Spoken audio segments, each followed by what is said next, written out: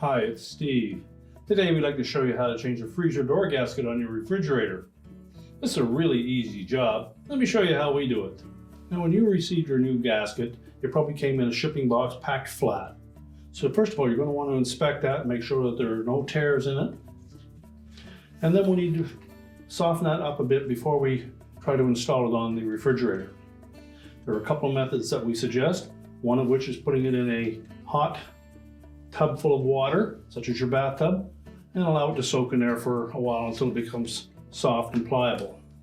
You can also put it in your clothes dryer and run it on a low heat for about 5 minutes or so until it is nice and flexible. Once we've done that, we can then pull the old gasket off and install the new one.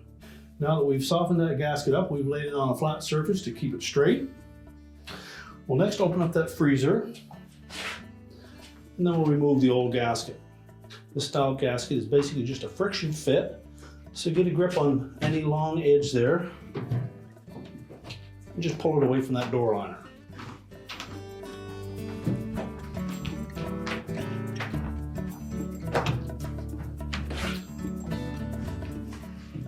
Work your way around the perimeter of that door. Pull the gasket all the way out.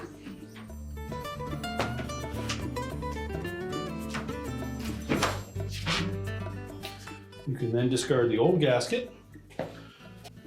Now next we'll inspect that little channel that is built into the inner door panel.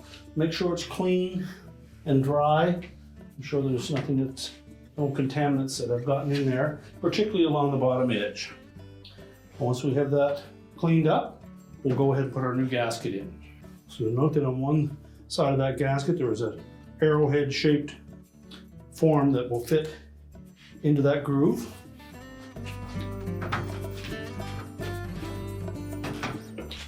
So we'll start by tucking in a couple of the corners and then just press the gasket into place.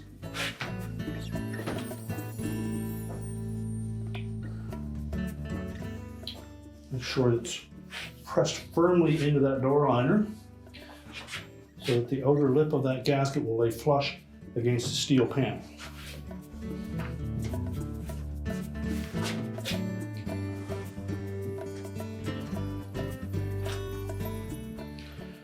And pay careful attention across the bottom. We want to make sure that we get a nice tight fit down in that area.